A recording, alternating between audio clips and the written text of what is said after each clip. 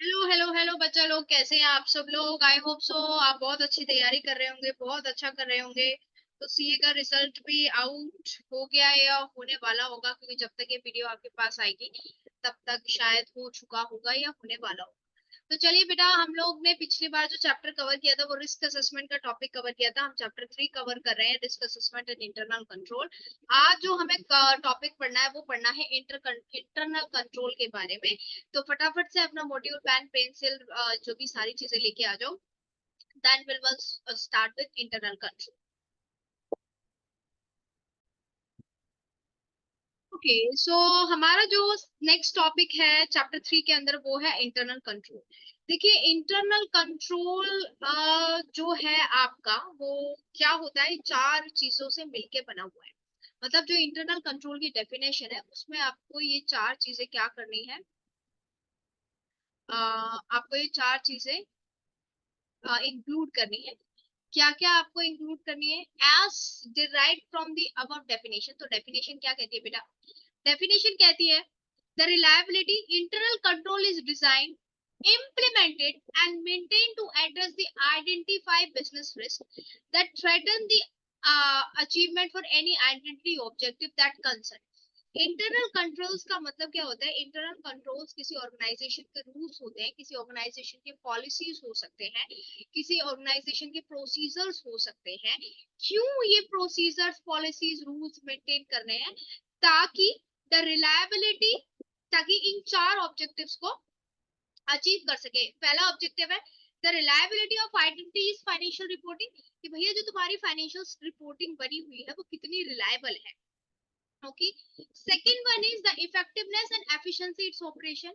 ठीक है, तो भैया हर ऑर्गेनाइजेशन में ऑपरेशंस होते हैं। ऑपरेशन का वो कट कॉपी वाला पेज नहीं, ऑपरेशन का मतलब होता है कि भैया हर ऑर्गेनाइजेशन में कुछ ना कुछ काम चलता है, उन काम करने को, उस काम को क्या बोला जाता है? ऑपरेशंस। ठीक है, कार्यभार और कार्य जो चल रहा है। तो भैया जो आपका ऑर्गेनाइजेशन में आपके जो ऑपरेशंस परफॉर्म हो रहे हैं वो कितने इफेक्टिव हैं और कितने एफिशिएंट है।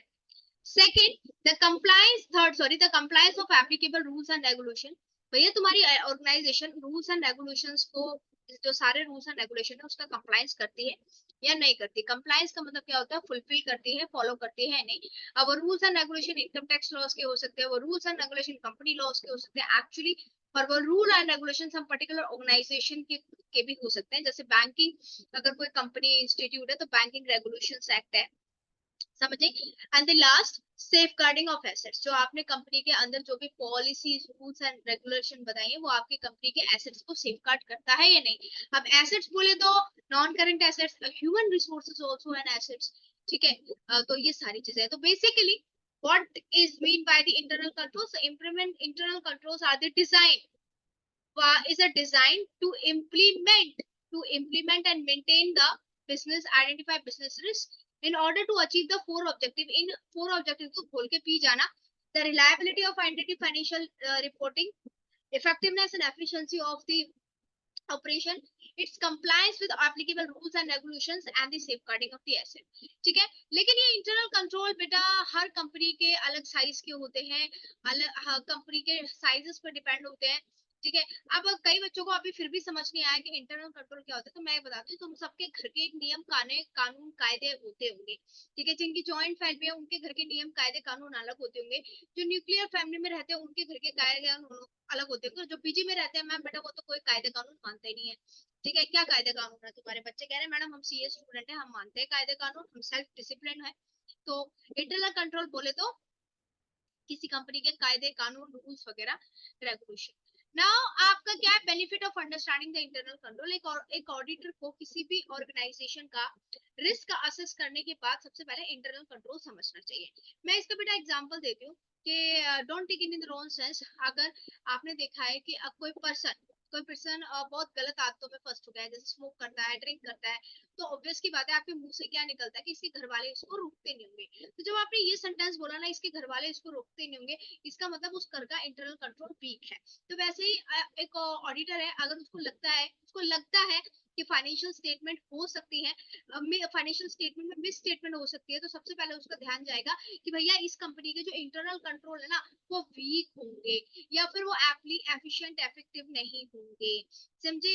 ऐसे ही आप सेम चीज देखिए, आप किसी से वेल ट्रेन्ड आर्मी ऑफिसर को देखते हैं, आपके फ्रेंड ने या किसी ने भी आई थिंक कोई डिफेंस का या फिर ऐसा मिलिट्री का कोई एग्जाम दिया है, तो they are more discipline, they are, या यूपीएससी का एग्जाम क्लियर किया है, तो आप लोग का मुंह से क्या निकलता होगा कि भाई इसका एक पर्टिकुलर शेड्यूल होगा, ठीक है, ये प्रॉपरली डेडिकेटेड होगा, कमिटेड होगा अपनी स्टडीज को लेके, दैट्स व्हाई उसने ये रैंक ली है या नहीं ली है।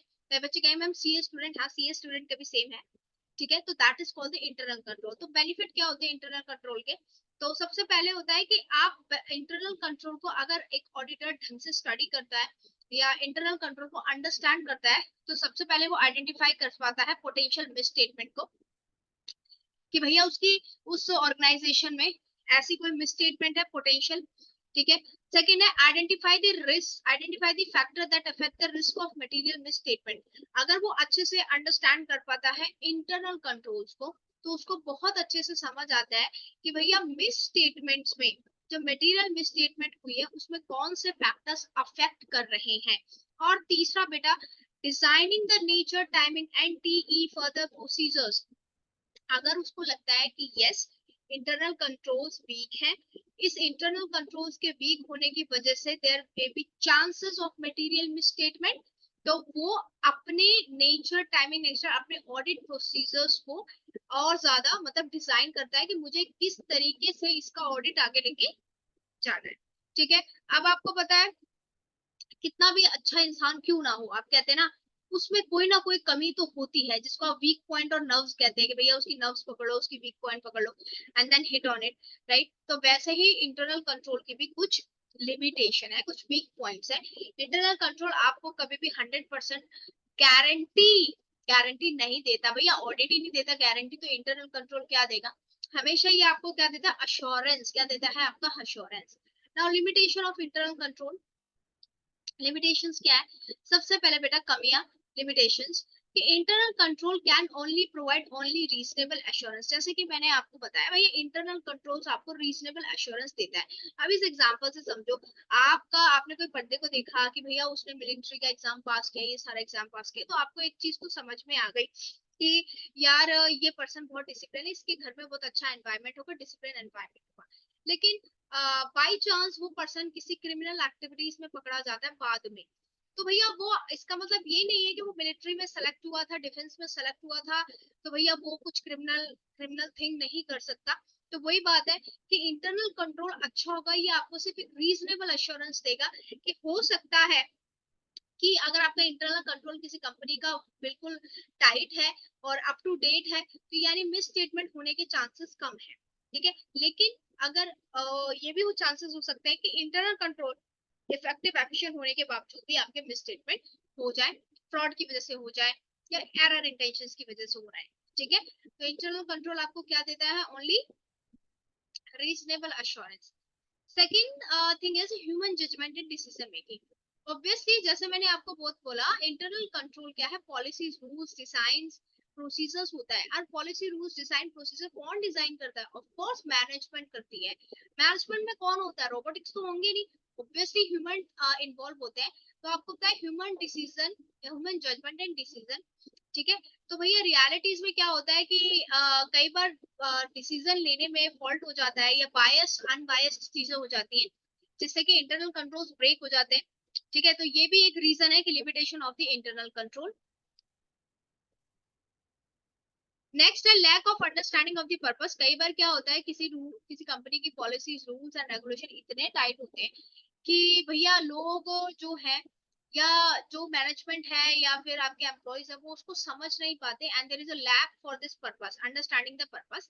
सो equally the operation of control may not be effective, such as where information provided for the purpose of internal control. भैया internal control and exception report is not effectively used because there is individual responsible for reviewing the information do not understand the purpose or fails to take the appropriate action. आपने कोई rules and regulation को internal control कुछ आपने ऐसा establish किया, तो उसके पीछे यानी कि उस इंटरनल कंट्रोल वो क्यों स्टैब्लिश किया गया है, उसके पीछे का रीजन, कई बार पर्पस आपकी कंपनी या फिर कंपनी के पर्संस जो है वो अंडरस्टैंड नहीं कर पाते, तो there is a lack of understanding for the purpose. Third thing is a collusion among employees. कई बार क्या होता है कि मैनेजमेंट बहुत ज्यादा स्ट्रिक्ट एक्शंस ले लेती है या बहुत ज्यादा स्ट्रिक्ट इंटरनल कंट्रोल बनाती है, तो कोलिजन का मतलब होता है कि लोगों में मतभेद शुरू हो जाते हैं, तो that's also reason. And last one is manage judgement by the management. तो ऑब्वियसली आपको पता है किसी भी ऑर्गेनाइजेशन का जो लास्ट कहते हैं ना रिजल्ट, जो लास्ट जजमेंट होता है वो मैनेजमेंट का होता है, तो कई बार मैनेजमेंट भी ढंग से डिसीजन नहीं ले पाती, तो ये साबित हो जाता है कि उसकी इंटरनल कंट्रोल वीक है। नेक्स्ट है limitation in case of small entity. Small entity जैसे कि दुकानदार है, तो शॉपकीपर है, एक ही पर्सन सारी चीज संभालता है, ठीक है, बिकॉज ओनर क्या होता है सिंगल हैंडेडली मैनेज करता है सारी आइडेंटिटी को, ठीक है, तो कई बार क्या होता है कि उसके चलते इंटरनल कंट्रोल या तो काफी ज्यादा स्ट्रिक्ट हो जाते हैं या काफी ज्यादा क्या हो जाते हैं, लाइट हो जाते हैं। तो these are the some limitations of the internal controls. तो 6 लिमिटेशंस है आपके इंटरनल कंट्रोल्स की। सबसे पहले limited internal controls will only give you the reasonable assurance. Second क्या है, decision involve, human resource decision होते हैं। तीसरा collusion among employees, judgment by the management, और limitation in case of small entities. Okay, चलिए एक क्वेश्चन है, illustration 8 करा रही हूँ उसमें। The team member of auditor, the team member of the auditor is simple and easy.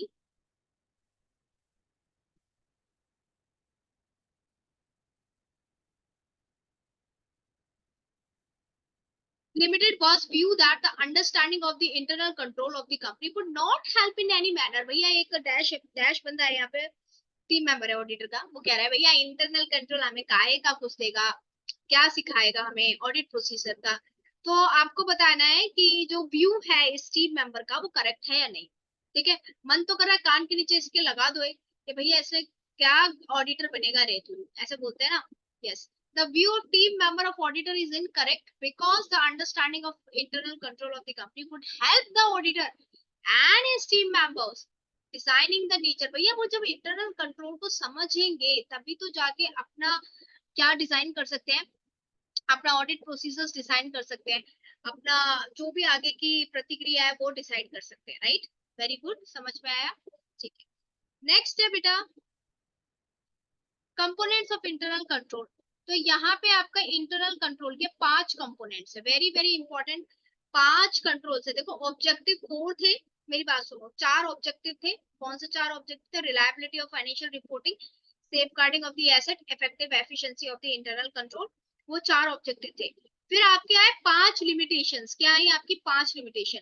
आप पढ़ेंगे components of internal control environment, तीनों डिफरेंट चीज है, तीनों डिफरेंट चीज है। तो कंपोनेंट्स का मतलब क्या होता है कि क्या क्या चीजें इंटरनल कंट्रोल एनवायरनमेंट में आती हैं, क्या क्या कंपोनेंट्स, इसके पार्ट्स क्या क्या है। तो सबसे पहले होता है कंट्रोल एनवायरनमेंट, ठीक है। नेक्स्ट है entity risk assessment procedure. Third one is information system and communication. Fourth one is control activity and fifth one is monitoring of control.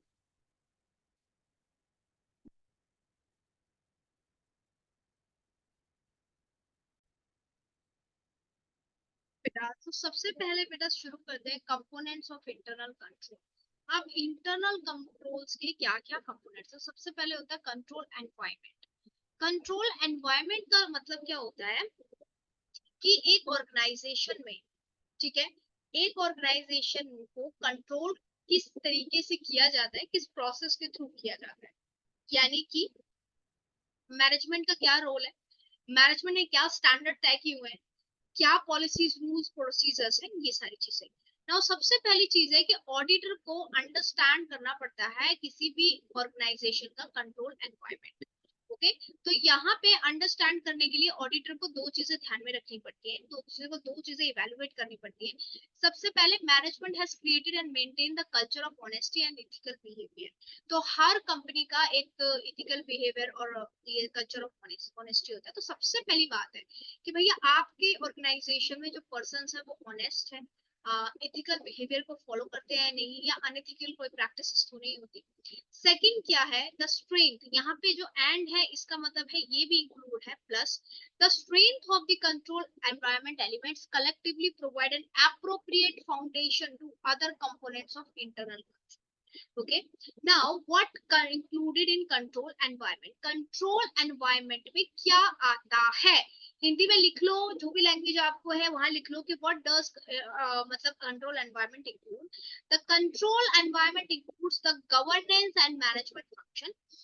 सबसे पहले कंट्रोल एनवायरनमेंट में होता है गवर्नेंस, गवर्नेंस होती है कॉर्पोरेट गवर्नेंस, इसको कहते हैं मैनेजमेंट से भी ऊपर हायर अथॉरिटी, तो गवर्नेंस और the management functions. Second, attitude, awareness and actions of those charged with governance and management. उनका attitude, उनके awareness, उनके actions सही गलत को लेके, ठीक है. Third one is the control environment sets the term of organization influencing the control consciousness of its people. तीसरा क्या है कि भैया ये जो ऊपर कंट्रोल एनवायरनमेंट है, क्या ये पीपल जो वर्कर्स हैं या जो मैनेजमेंट है, जो बंदे वहां पे काम कर रहे हैं, क्या ये इससे अवेयर हैं, क्या ये इनमें कंट्रोल एनवायरनमेंट्स को लेके जागरूकता है. फॉर एग्जाम्पल कि अगर कोई कैशियर सोच रहा है कि मैं चोरी करूं, ठीक है, तो क्या उसको पता है, क्या उसको लगता है कि इतनी आसानी से वो वहां से कैश को चुरा पाएगा, या फिर उसको पता है कि भैया अगर कैश चोरी हुआ तो मेरी जाते वक्त चेकिंग होती है, आते वक्त मेरा कैश काउंट करके लिया जाता है. तो ये जो प्रोसेस होता है इसको बोलते हैं आपके इंटरनल कंट्रोल. अब elements of the control environment, अब कंट्रोल एनवायरनमेंट्स के क्या क्या एलिमेंट्स है. Elements of control environment that may be relevant when obtaining the understanding of, अगर कोई ऑडिटर कंट्रोल एनवायरनमेंट जो कि इंटरनल कंट्रोल का फर्स्ट कंपोनेंट है, जो कि इंटरनल कंट्रोल का फर्स्ट स्टेप है, फर्स्ट कंपोनेंट है, वो कि क्या क्या चीजें हैं, किस तरीके के हैं, तो communication and enforcement of integrity and ethical. Okay, so भैया कितना भी आप कंट्रोल करो लेकिन वो कंट्रोल इंटीग्रिटी और एथिकल वैल्यू से ऊपर नहीं हो सकते. ठीक है, तो आपको क्या देखना है, the effectiveness of control can not rise above integrity and ethical values people who create. तो भैया कोई ऐसा रूल्स तो नहीं है कि डायरेक्टली इनडायरेक्टली भैया लोगों को हैरास कर रहा है, ठीक है, डीमोटिवेट कर रहा है. तो अगर कुछ ऐसा है या ऐसे कोई कोड ऑफ कंडक्ट है जो इंटीग्रिटी को और एथिकल वैल्यूज को क्या कर सकते हैं, डिस्टर्ब कर सकते हैं, people standard of standard of personal को डिस्टर्ब कर सकते हैं, तो that the internal control is not effective and efficient by the organisation. Now commitment to competence, commitment to competence का मतलब क्या है, matters such as management consideration of. Next one is commitment to competence. बेटा ये commitment to competence का मतलब क्या होता है, कंपिटेंस का मतलब कोई कंपटीशन नहीं है, कंपिटेंस का मतलब होता है स्किल्स. यानी कि आप आपकी ऑर्गेनाइजेशन में जो ह्यूमन रिसोर्सेस हैं वो एक पर्टिकुलर स्किल्स के बेसिस पे होंगे. जैसे अकाउंटिंग की स्किल्स वाले अलग होंगे, फाइनेंस की स्किल्स वाले अलग होंगे, एचआर की स्किल्स वाले अलग होंगे. तो भैया आपका जो मैनेजमेंट है, कई बार होता है ना कि आप छोटी ऑर्गेनाइजेशन में देखो तो हर एक ही बंदे पे, चाहे वो किसी में स्किल्स उसमें कंपिटेंस हो या ना हो, वो सारे काम करता है. बट जो बड़ी ऑर्गेनाइजेशन होती है उसमें हर एक पर्सन, हर एक जो रोल प्ले होता है वो एक पर्टिकुलर स्किल्स को लेबर होता है. कोई अगर मतलब कोई मैनेजर है, ठीक है, तो मैनेजर्स को जो भी, जिसका भी एचआर मैनेजर है तो उसको एमबीए होना ही चाहिए. तो क्या कह रहा है, matters such as management consideration on competence level means skills based level for particular job. तो मैनेजमेंट को ये देखना चाहिए कि हर जॉब के पीछे एक पर्टिकुलर कंपिटेंस है और उस कंपिटेंस को लेके जो आपके एम्प्लॉइज हैं, आपके एसेट्स हैं, वो कमिटेड है या नहीं है. ठीक है, तो how those level transmitted into requisite skills and knowledge. Any how, अगर आप लोग अपनी जॉब को लेके, अपने रोल को लेके कमिटेड हैं, अपने कंपिटेंस को लेके कमिटेड हैं, तो then you and as well as your organisation will progress. Okay, third control environment में जो थर्ड एलिमेंट है वो है participation by those charged with governance. Those charged with governance क्या होते हैं, जो कि मैनेजमेंट से एक हायर लेवल अबव होते हैं. उसमें बोर्ड ऑफ डायरेक्टर्स आ जाते हैं, समटाइम्स प्रमोटर्स भी आ जाते हैं. तो भैया क्या आपकी ऑर्गेनाइजेशन में those with charge with governance important role play करते हैं या नहीं करते, क्या उनका इन्वॉल्वमेंट होता है या नहीं होता है, या नाम मात्र के लिए वो वहां पे एग्जिस्ट करते हैं. नेक्स्ट है management philosophy and the operating style.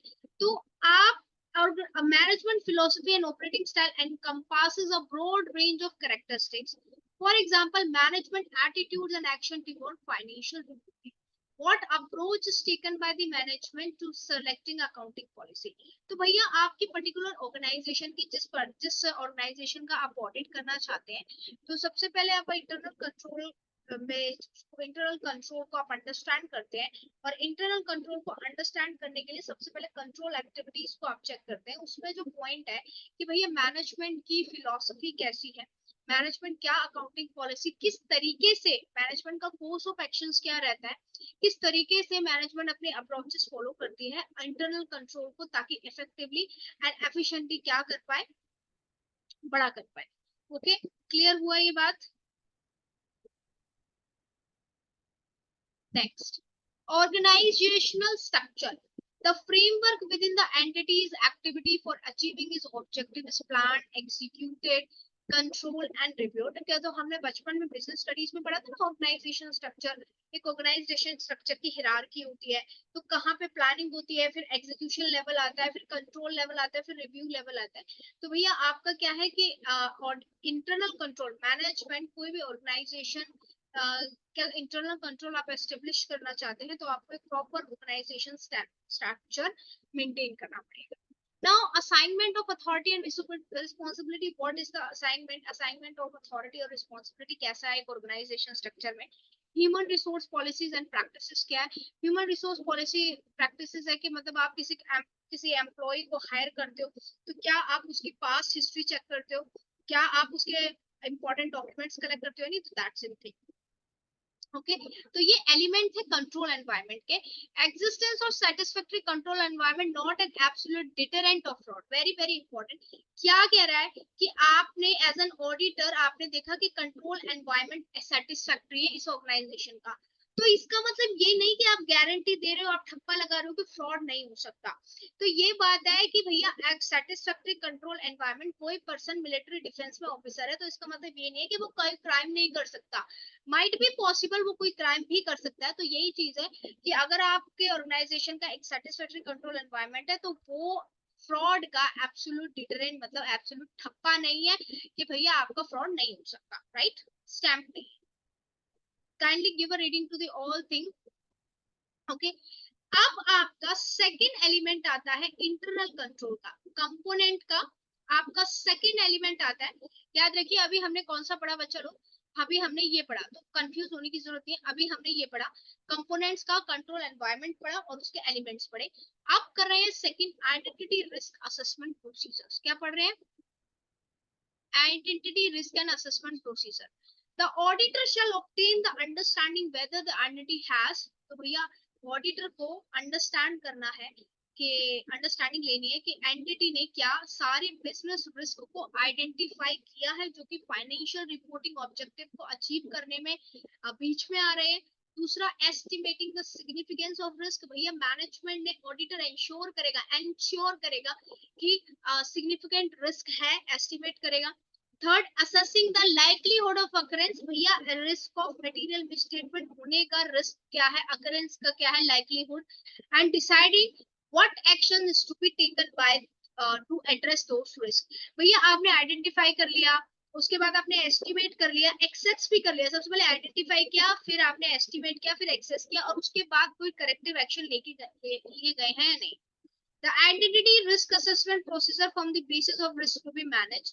If the process is appropriate, it would be auditor in identify risk of material misstatement.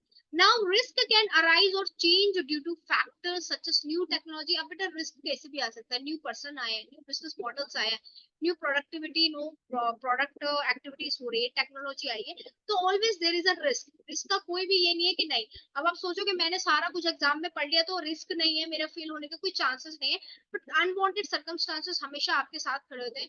आपका कैलकुलेटर चलना बंद हो जाए, बच्चे कह रहे हैं मैडम कैसी कैसी बातें करो, शुभ शुभ बात करो। मैं आपको एग्जांपल दे रही हूँ, आप नर्वस हो जाओ, आप ब्लैकआउट हो जाओ। राइट, नेक्स्ट, थर्ड वन जो कंपोनेंट है इंटरनल कंट्रोल का, वो है information system including the related business processes. relevant to the financial and the communication. अब क्या है information system? Now देखिए the auditor shall obtain the understanding of the information system including business processes. भैया auditor को और information system की knowledge लेनी है और इसके अंदर क्या होता है बिजनेस प्रोसेसेस इंक्लूड हो रहे हैं relevant to the financial auditor और ये सारी फॉलोइंग एरिया कौन कौन सी इंफॉर्मेशन लेनी है किस किस एरिया की तो क्लास ऑफ ट्रांजैक्शन क्या है फाइनेंशियल स्टेटमेंट में जो कि सिग्निफिकेंट है रेवेन्यू नेचर की है class of transaction capital nature की है एसेट्स है लायबिलिटी है उनके प्रोसीजर्स कौन से परफॉर्म हुए हैं यानी कि accounting procedures policies journal ledger में कैसे ट्रांसफर हुए हैं third thing is related to the accounting records क्या रिलेशन है क्या रिकॉर्ड कैसे हुए इनिशिएट कैसे हुए रिकॉर्ड कैसे हुए प्रोसेस कैसे हुए ये सारी चीजें ये सारी information how information system capture events and conditions that are significant to the financial statement events जो है किस तरीके से मेजर करती है कोई भी ऑर्गेनाइजेशन ये सारे आइटम जो कि फाइनेंशियल स्टेटमेंट से रिलेटेड है control surrounding journal entry so समझ में आया आपको ये चीज पता होनी चाहिए ठीक है and information consist of infrastructure physical as well hardware component also ये तो ऊपर जो इंफॉर्मेशन थी वो फाइनेंशियल रिपोर्टिंग से रिलेवेंट थी बट इसके साथ साथ ऑडिटर को इंफ्रास्ट्रक्चर फैसिलिटीज भी देखनी है सॉफ्टवेयर भी देखने हैं पीपल भी देखने हैं सारी आईटी चीज सारी चीजें सारी जो इंफॉर्मेशन है एक ऑडिटर को नॉलेज होनी चाहिए अगर वो एक इंटरनल कंट्रोल के बारे में अच्छे से इफेक्टिव वे में जानना चाहता है तो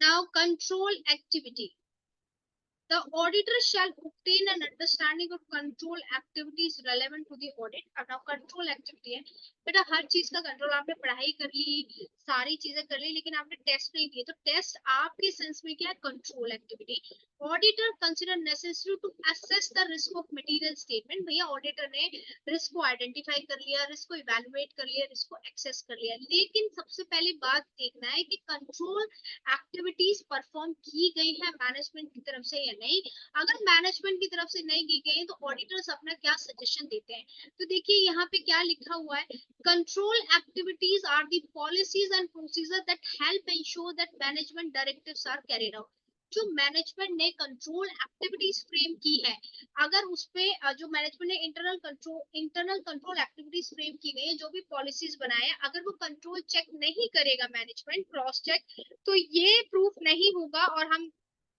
पता नहीं लगा सकते कि इंटरनल कंट्रोल किस तरीके से फॉलो हो रहा है क्या अप टू द मार्क है या बिलो मार्क है या एग्जैक्ट है okay? Control activities relevant to the audit generally include policies, procedures relating to the performance, reviews, actual performance के साथ आप budgeted performance देखते हैं और वो compare करते हैं. That is known as control activity. Last जो component है हमारा internal control का वो है monitoring control. Controls को monitor करना ठीक है सबसे पहले कंट्रोल एक्टिविटीज करना और कंट्रोल को मॉनिटर करना द ऑडिटर को इसकी इंफॉर्मेशन भी होनी चाहिए that a major activities that are identity uses monitor internal control over financing monitor of control is the process right underline monitor of control is a process of access the effectiveness of control भैया आपने control activities की आपको पता चला कि control activities up to the mark नहीं है तो भैया आपने उसको मॉनिटर किया आपने ये जाना कि कहाँ कमी आ रही है और फिर आपने मतलब मैनेजमेंट ने ये सब करना और इसको दोबारा से एक्सेस कौन करेगा auditor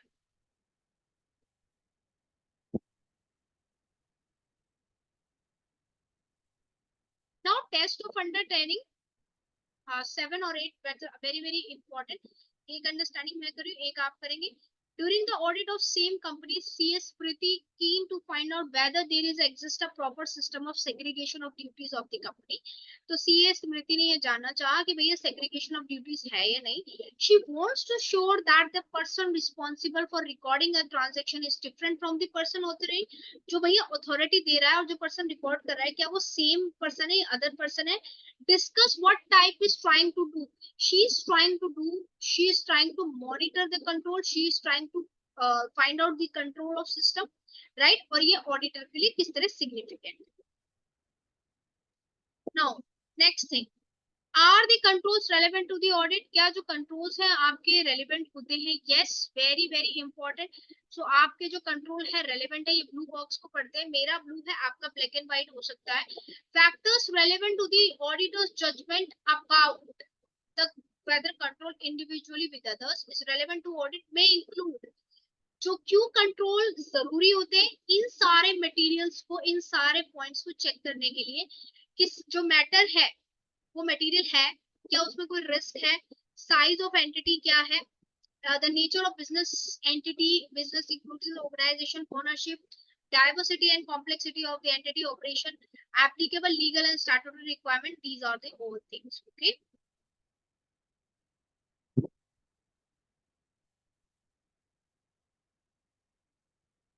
Next, controls over completeness and accuracy of information. Now controls अब किस पे करना है, internal control की बात कर रही हूँ. Control किस पे, completeness and accuracy of information produced by the entity may be relevant to the audit if the auditor intend to make use of information and designing the forming audit procedure. For example, in auditing revenue by applying standard prices to record the sales value. Okay, तो control जरूरी है. Control देखना है, auditor को understand करना है कि management control, internal controls क्या है मैनेजमेंट के. कोई इंफॉर्मेशन को लिखने के लिए कि प्रॉपरली वो लिखी जाती है या नहीं लिखी जाती, हर स्टेजेस पे लिखी जाती है नहीं लिखी जाती. ठीक है, तो यहाँ पे आपका है control relating to the operation and compliance objective में भी रेलेवेंट टू द ऑडिट और नॉट. कई बच्चे सोच रहे होंगे कि मैम एग्जाम में कैसे लिखा है. तो सबसे पहले आपको मतलब पता होना चाहिए बेटा. ठीक है, सबसे पहले आपको मतलब पता होना चाहिए. मतलब पता होने के बाद, मतलब पता होने के बाद आप इस चीज को अंडरस्टैंड कीजिए. मॉड्यूल को जरूर पढ़िएगा और मैं साथ साथ how to write the answers ये भी आपके वीडियो अपलोड करूंगी जल्द. ठीक है, तो next, internal control about safeguarding of assets. भैया internal control about safeguarding of the assets का मतलब ही अलग अलग क्वेश्चन आता है. Internal control over safeguarding of asset against unauthorised acquisition. तो भैया आपकी ऑर्गेनाइजेशन का इंटरनल कंट्रोल क्या है एसेट्स को लेके. क्या कोई अनऑथराइज्ड पर्सन आपके सिस्टम को, आपके कंप्यूटर को चला सकता है? कोई अनऑथराइज्ड पर्सन कैश को मेंटेन कर सकता है? तो एक ऑडिटर को इन सब चीजों को देखना चाहिए.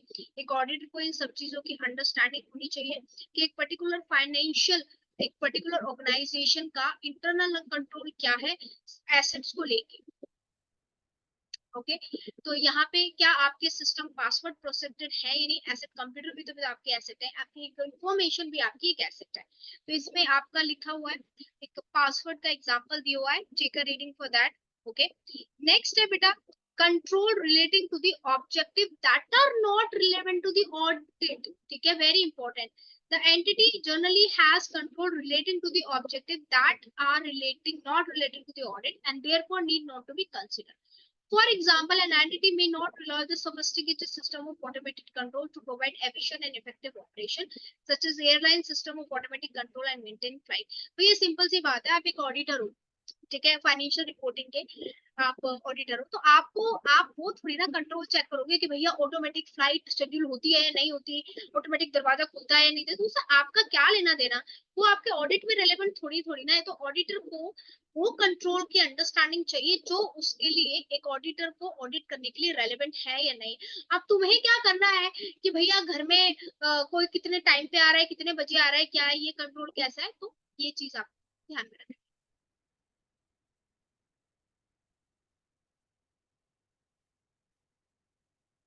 लेकिन सपोज एग्जांपल कि आपके ऑर्गेनाइजेशन में चोरी हुई है कैश, तो ताला किसी ने लॉक किया था या नहीं किया था, या जो गार्ड है वो सो रहा था या नहीं सो रहा था, इस बात का जो रिलेशन है ये कंट्रोल, वैसे तो ऑडिटर का आउट ऑफ स्कोप है, लेकिन सिंस इससे रिलेटेड है कि ऑर्गेनाइजेशन में कैश की चोरी हुई, तब जाके ऑडिटर इस चीज को कंसिडर करता है कि चोरी का वजह क्या है, चोरी का रीजन क्या है। ठीक है,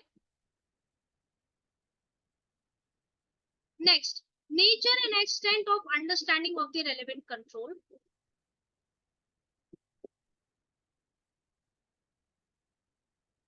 ठीक है, very important, understanding nature of control. अब देखिए क्या है यहाँ पे, implementation of control means that the control exists and entity is using। Control का मतलब ये नहीं कि कंट्रोल बुकिश में, कंट्रोल का मतलब है कि भैया एग्जिस्ट होनी चाहिए और आइडेंटिटी उस पॉलिसीज प्रोसीजर्स को फॉलो करनी होनी चाहिए। There is a little point in accessing the implementation of control that is not effective, and so the design of control considered first। The improperly designed control may represent the significant deficiency in internal functions। भैया आपका control ही बेकार है, आपका control system ही बेकार है आपके organisation, तो obvious की बात है ना, इंटरनल कंट्रोल आपके वीक होंगे। जब तुरंत सही नहीं बताया, किसी को पता ही नहीं किसको इन्फॉर्मेशन कहाँ देनी है, तो वीक होंगे। Risk assessment procedure to obtain audit evidences about designing and implementation of relevant. इस केस के अंदर जब ऑडिटर रिस्क असेस करता है तो वो कहता है कि भैया तुम दिखाओ, तुमने अपने ऑडिटर किस तरह से डिजाइन कर, तुमने अपने इंटरनल कंट्रोल किस तरीके से डिजाइन कर रखे हैं, क्योंकि अगर डिजाइनिंग में गड़बड़ है तो बेटा ऑब्वियसली रिस्क मटेरियल मिसस्टेटमेंट होने की रिस्क है, चांसेस है। नाउ अब वो डिजाइनिंग में कैसे चेक करेगा कि क्या इंटरनल कंट्रोल है, क्या पॉलिसीज है, तो सबसे पहले इंक्वायरी करेगा एंटिटी पर्सनल से, पर्सनल नहीं, पर्सनल का मतलब होता है एम्प्लॉइज। ऑब्जर्व करेगा एप्लीकेशन स्पेसिफिक कंट्रोल, इंस्पेक्ट करेगा डॉक्यूमेंट्स, ट्रेसिंग करेगा ट्रांजैक्शंस, ये सारे report. Okay,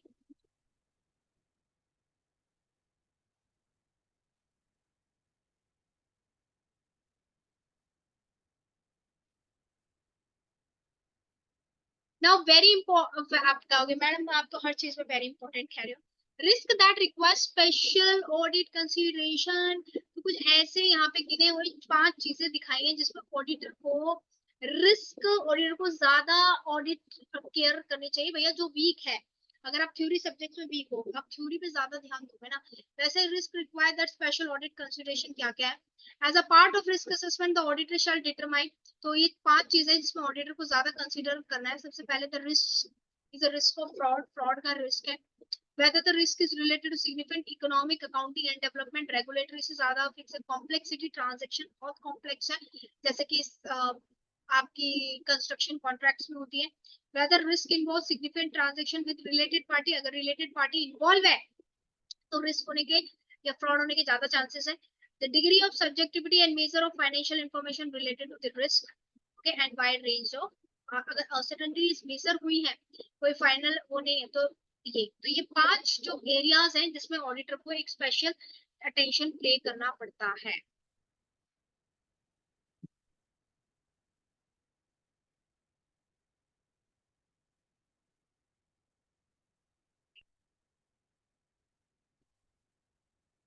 next one is identify the significant risk. सबसे पहली चीज, fifth one 5.1, identify the risk of significant risk. ये आपका फिफ्थ वाला क्या है बेटा, जो अगर ऑडिटर को लगता है कि इन कैटेगरीज में, फिर से मेरी बात सुनिए, ऑडिटर को लगता है कि इन कैटेगरीज में ऑडिटर को ज्यादा रिस्क देना है, तो अब कैसे अपना ऑडिट को लेके जाए। तो सबसे पहले सिग्निफिकेंट रिस्क को आइडेंटिफाई करना है। Significant risk are often relate to significant non routine transaction or judgment। जो भैया ट्रांजेक्शन कभी कभार होती है या जिसमें जजमेंट रिक्वायर होता है, वो होता है significant risk, important risk. Non routine transaction are the transaction that is unusual. भैया आप नॉर्मल सेल कर रहे हो, आपकी सेल हर महीने की 1-2 लाख की हो रही है, एकदम से 1 करोड़ की सेल है, तो दैट इज अनयूजुअल ट्रांजेक्शंस जो कि इनफ्रीक्वेंटली होती है। और ऐसी सिग्निफिकेंट रिस्क आर, देखिए अंडरलाइन कीजिए, what are significant risk. Significant risk are inherent risk, छुपे हुए risk with both a higher like of higher magnitude of potential misstatement, यानी एक ऐसे रिस्क होते हैं जिसके अंदर बहुत हाई चांसेस होता है, हाई पोटेंशियल होता है मिस स्टेटमेंट होने का। तो ऑडिटर एक्सेस द असर्शंस, तो ऑडिटर को हर असर्शन, हर चीजें, हर असर्शंस का मतलब होता है किस बेसिस के ऊपर फाइनेंशियल स्टेटमेंट और किस बेसिस के ऊपर वो पर्टिकुलर आइटम लिखा है, वो बेसिस को चेक करना है। बिकॉज क्योंकि वो सिग्निफिकेंट रिस्क के उसके अंदर मौजूद हो सकता है। तो सिग्निफिकेंट रिस्क क्या होते हैं? फ्रॉड होने के चांसेस, फ्रॉड होने की वजह से मटेरियल मिसस्टेटमेंट हुई है। Significant transaction are related party. Related party का मतलब है कि जिनसे आपसे आपकी आपकी कंपनी के अंदर ही शेयर होल्डर्स है, उनसे आप शेयर परचेज कर रहे हो, दैट थिंग। तो सबसे पहले होता है कि सिग्निफिकेंट रिस्क को आइडेंटिफाई करें। मैडम ये क्या पढ़ रहे हैं?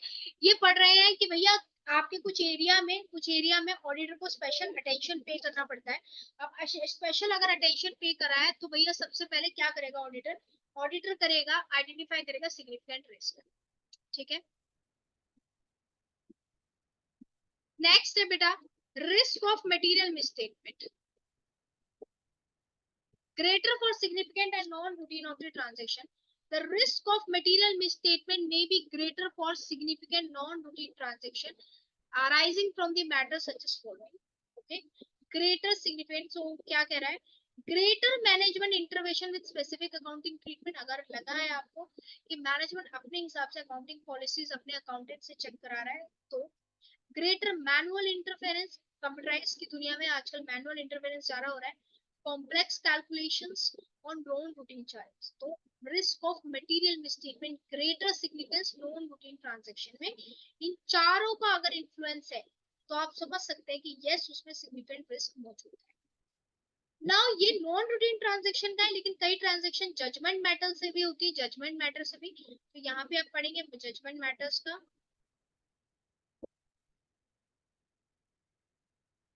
Accounting principle for accounting estimates or as revenue recognition may be subject of different interpretation. हर भाई अकाउंटेंट अलग इंटरप्रिटेशन कर रहा है, मैनेजमेंट अलग इंटरप्रिटेशन करी, जिस कैटेगरी में जजमेंट है। Required judgment may be subjective or complex or require assumption about the future events. भैया आपने जो जजमेंट लिया है वो फेयर वैल्यू से एग्जिस्ट करता है या नहीं करता, आपने कॉस्ट ली है, एनआरवी ली है, सिक्स है बेटा। तो ये फाइव पॉइंट समझ में आया? Misstatement, significant risk by non routine nature में और by judgemental. Now evaluation of internal control system. Evaluation, evaluate करोगे आप इंटरनल कंट्रोल सिस्टम को। Okay, now next benefits of evaluation. क्या क्या बेनिफिट्स होते हैं ऑडिटर को? वेदर एरर्स और fraud are likely to be located in ordinary course of business, adequate internal control system operate or planned by the management। है कि auditor को benefit होते हैं अगर वो इंटरनल कंट्रोल सिस्टम का इवैल्यूएशन करता है, यानी हर चीज को बारीकी से चेक करता है, हर चीज को एनालाइज करता है, कंट्रोल देखता है। whether effective internal auditing department is operating, whether any administrative control bearing or for example। तो ये सारे पॉइंट्स इसके अंदर एलिमेंट है। काइनेटिक रीडिंग, तो इसके अंदर कम से कम 11 पॉइंट अवेलेबल है। ठीक है, तो ये था आपका इंटरनल कंट्रोल का चैप्टर। ओके, नाउ नेक्स्ट मैं आपको बताती हूँ। तो ये नेक्स्ट क्या है जो इसका लास्ट टॉपिक है, इंटरनल कंट्रोल्स के मेथड, इवैल्यूएशन के मेथड क्या होते हैं, कैसे चेक करेगा? नरेटिव रिकॉर्ड, चार मेथड होते हैं, narrative record, checklist, internal control questionnaire and flow chart. Narrative record का मतलब क्या होता है भैया? नरेटिव रिकॉर्ड के भैया किस तरीके से पूरा रिकॉर्ड है, एडवांटेज मतलब पूरे टेस्टिंग एक्चुअल ऑब्जर्वेशंस लिखे हुए नहीं। तो इसके कुछ डिसएडवांटेजेस में, डिसएडवांटेजेस क्या है? Comprehend the system is quite difficult. Technical बंदे को समझना टेक्निकल होता है, बहुत मुश्किल होता है। आइडेंटिफाई वीकनेस और गैप्स और वीकनेस को आइडेंटिफाई करने में मुश्किल आती है। And change account reshuffling of man power, अगर एक मैन पावर चेंज हुई है, साइंस बैकग्राउंड से कॉमर्स बैकग्राउंड वाले आ गए तो। चेकलिस्ट है तो ऑडिटर को चेकलिस्ट करनी है, मतलब इसे इवैल्यूएट करेगा, ये methods adopted by the auditor है। All tenders called before placing order, return order मिले हैं, चेकलिस्ट। ठीक है, ये सारी चीज है। Is a purchase order from standardise, are the purchase order from pre number. ठीक, इट इज एग्जांपल है given. Now internal control questionnaire, internal control questionnaire में भैया क्वेश्चन पूछता है ऑडिटर। ठीक है, और उसके जो आंसर होते हैं मोस्टली वो यस और नो में होते हैं। जैसे कि परचेज से related, are purchase centralise in the purchase department, yes और नो। अगर यस है तो ठीक है, नो तो व्हाई नो और उसका रीजन है। Are purchases made from the approved supplier, तो बेसिकली क्वेश्चन आयर में यस और नो में आपको आंसर देने पड़ते हैं, राइट?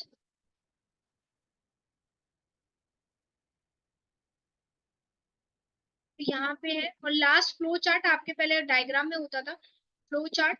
फ्लो चार्ट आपको पता होगा कि फ्लो चार्ट बनाया जाता था। कि जिन बच्चों को नहीं पता, तो एक डायग्रामेटिक सॉल्यूशन रहता था जिसमें आपका फ्लो चार्ट्स बनाया जाता। ठीक है, तो ये सारे जो चैप्टर था इंटरनल कंट्रोल का वो आपका कंप्लीट हुआ है। ठीक है, तो इंटरनल कंट्रोल के बारे में आज हमने क्या पढ़ा बेटा? इंटरनल कंट्रोल का मीनिंग पढ़ा। मैं फिर से बता दूं, इंटरनल कंट्रोल में 4 चीजें होती है, जिसके design, internal control are the design and implemented by the entity in order to achieve 4 objective के रिलायबिलिटी ऑफ फाइनेंशियल इंफॉर्मेशन होना चाहिए। ठीक है, वो 4 ऑब्जेक्टिव थे। फिर हमने पढ़ा कि inherent limitation of internal control, उसकी 5 इनहेरेंट लिमिटेशन होती है। फिर हमने पढ़ा control components of internal control, 5 important components होते हैं। कंट्रोल एनवायरनमेंट, ठीक है, assessing the identity risk management, वो 5 पढ़े। ठीक है, तो अभी फिर हमने लास्ट में पढ़ा math evaluating of internal controls, control क्यों जरूरी होते हैं, सिग्निफिकेंट रिस्क क्या होते हैं। ठीक है, सिग्निफिकेंट रिस्क होते हैं जिसके अंदर सबसे ज्यादा पोटेंशियल होता है मिसस्टेटमेंट होने का, चाहे वो फ्रॉड से हो या रिस्क से हो। जजमेंट के बेसिस पे इनहेरेंट लिमिटेशन, इनहेरेंट और जजमेंट के बेसिस पे है। ठीक है, नेक्स्ट हमने पढ़ा कि methods for evaluating the internal controls, कौन कौन से मेथड्स होते हैं इंटरनल कंट्रोल्स को इवैल्यूएट करने के। तो 4 मेथड होते हैं, कौन कौन से? Narrative records, questionnaire, flow charts. ठीक है, तो ये सारे हैं। अब जो हम, और testing of internal control, last में टेस्ट करना इंटरनल कंट्रोल का बहुत जरूरी है कि वो टेस्ट पास करते हैं फेल करते हैं, उससे डिसाइड होगा कि आपके इंटरनल कंट्रोल कितने सही हैं। ठीक है, तो ये सारी चीज हमने पढ़ी। Internal controls are very important. तो ये जो आज हमने कवर किया, ये कवर किया पार्ट 2 ऑफ चैप्टर 3। पार्ट 3 आएगा जिसमें ऑटोमेटिक एनवायरनमेंट आएगा। ठीक है, तो बने रहिएगा। अगर आपको लगता है कि आपको कुछ समझ में आया हो, मैं यहाँ पे लाइन टू लाइन नहीं पढ़ा सकती, ठीक है, क्योंकि थोड़ा बहुत पढ़ो आप भी मीनिंग समझ के। ठीक है, तो अगर आपको लगता है कि आपको समझ में आया तो इस चैनल को शेयर कर देना, अगर नए हो तो सब्सक्राइब कर देना। और कोई कमेंट हो, कोई मतलब डाउट हो, तो आप कमेंट सेक्शन में जाकर पूछ सकते हैं। हम मिलेंगे कल, ठीक है, पार्ट 3 के साथ। तो पढ़ते रहिए, बढ़ते रहिए। Okay, thank you so much. और चैनल को आप सब्सक्राइब कीजिए। मेरे चैनल का नाम है सी अंजलि शर्मा और मेरे इंस्टीट्यूट का नाम है एडीट्यूब। ठीक है, तो don't be confuse. Thank you.